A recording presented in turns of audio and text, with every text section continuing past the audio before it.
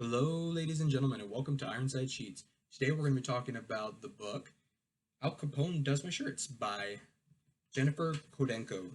Yeah, this is a children's book, or at least I would think it is. But if you can enjoy a children's book every once in a while, I don't think you're enjoying life quite right. So today I'll be talking about the characters, the plot, and any and all issues I may have with the book. As for the characters are all very well done. You have the main character Moose Flanagan. He has a sister Natalie Flanagan. They live with their parents on Alcatraz. You see Moose start off as a character who he is very burdened by Natalie, who seems to have some kind of mental deficiency, or very clearly has some kind of mental deficiency or handicap. She it's not specified in the book. It may be autism, but that's just my speculation. They've just moved to Alcatraz. They're dealing with the idea of living next to convicts and the fact that the convicts mess with their clothing because they do the laundry, and just having to deal with this with his sister. He has to deal with his sister who does not act like a quote normal person. She has her fits. She is very quiet. She parrots back information most of the time, and she will get lost in her own little world for minutes to hours at a time. She loves counting. She loves having indexes read to her. It's just not what you would see in a normal teenage girl. And Moose realizes, and he wants Natalie to be separate from the family, at least a little bit. He does love her as his sister. You can tell that he understands some of her tendencies, but it's a strain on his life, especially for this because they've had to move in order to send her to schools that may be able to help her. He doesn't like the constant change and he wants some stability, though he does want to return back to his old house.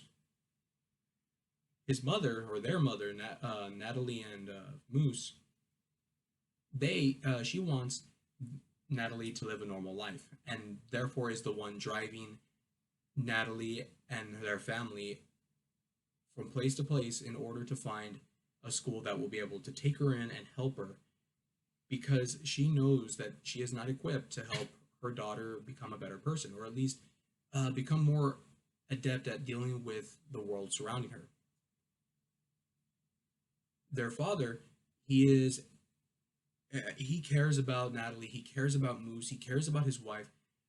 The problem with all of that is that it wears down on him. He's the one bringing in the money, or most of the money, and he must work. He's an electrician and a guard on Alcatraz, and because he has two jobs, he is working most of the day. It's a rare day when they get to actually see him at all. So, on her conquest to get Natalie to be a normal person, they take her to a school where maybe she'll get in, maybe they'll be able to help her.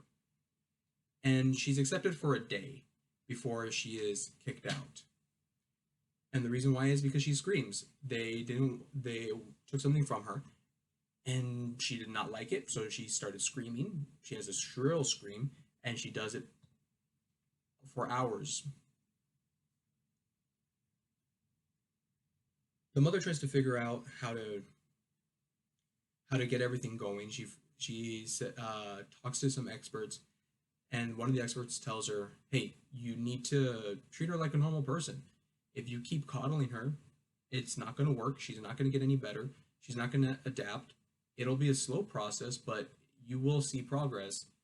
And so the mom is all gun ho about it and makes sure that Natalie follows Moose wherever she goes, or wherever he goes.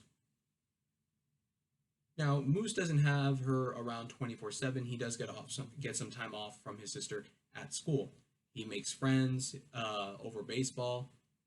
He loses friends because of his mom's ambition to have him watch her be Natalie.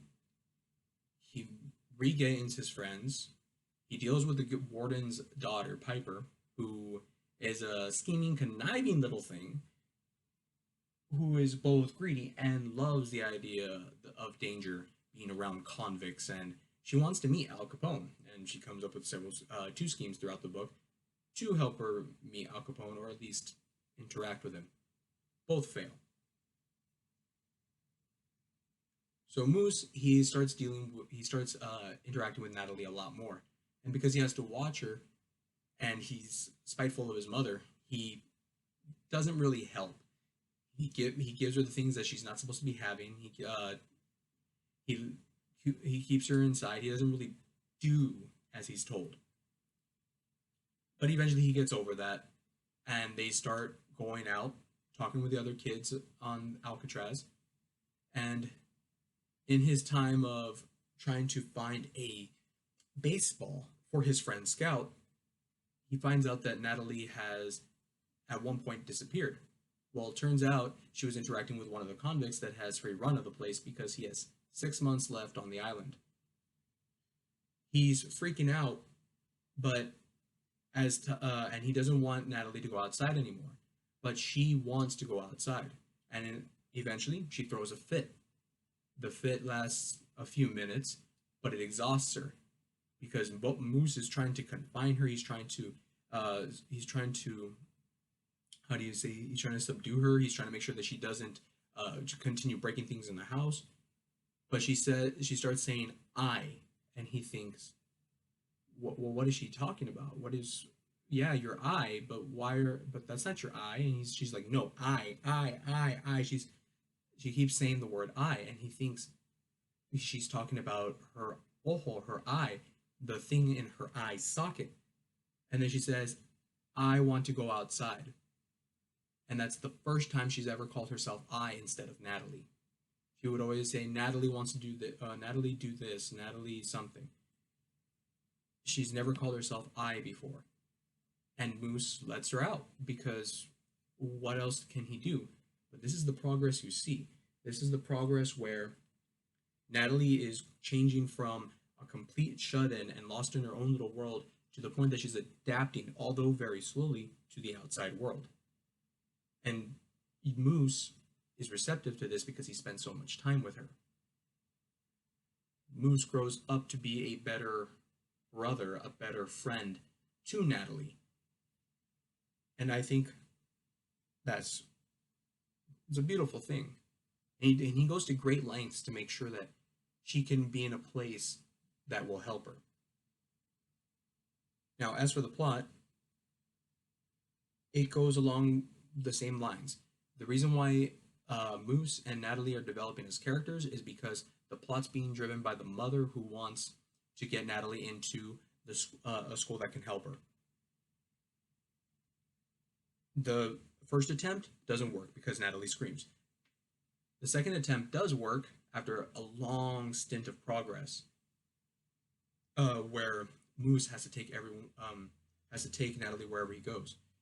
You see, throughout the plot, Moose develops a better relationship with his father because his father's the only one who actually talks to Moose. And granted, his mom talks to him, but more of giving commands. Moose, do this, do that. She never tries to understand him and listen to what he has to say. But the mom also understands towards the end, after her husband, Moose's father, speaks to her and says, look, you have to listen to him because we're not here. He understands her. He deals with her every day. And you can't seem to see that, but you need to understand that he loves her more than anything. And without the knowledge of what that he has, you're not going to get anywhere. It's a very good plot. It's based around a teenage boy in middle school dealing with the circumstances that arise while on Alcatraz. He freaks out because he thinks something happened to Natalie when she's interacting with a convict. You see the progression from they're very hopeful that Natalie will get into her school, her special school, to they finally succeed. And in all that, there's turmoil because they are not living a normal life. As it is, they have Natalie, but now they're living on Alcatraz. And finally, they have some success where nothing has to be given up, nothing has to be forced. It just happens. What issues do I have with the book? I really can't say I have any. I have yet to read Al Capone Shines My Shoes, but it's a good book, and the ending is worth the wait. All right, ladies and gentlemen, thank you for your time. If you want to support me and this channel, please leave a like, share it, subscribe for more videos. I will be doing more reviews on books. If I write short stories, I will probably post them here, and I will put them up for purchase if you like them enough. I have several works out for purchase, all on my website. Link will be below. I also have an Instagram account. Link will also be below. Will also be below. Man, I'm a reader, writer, and I'm suck at oration. All right, thank you all, and have a great day.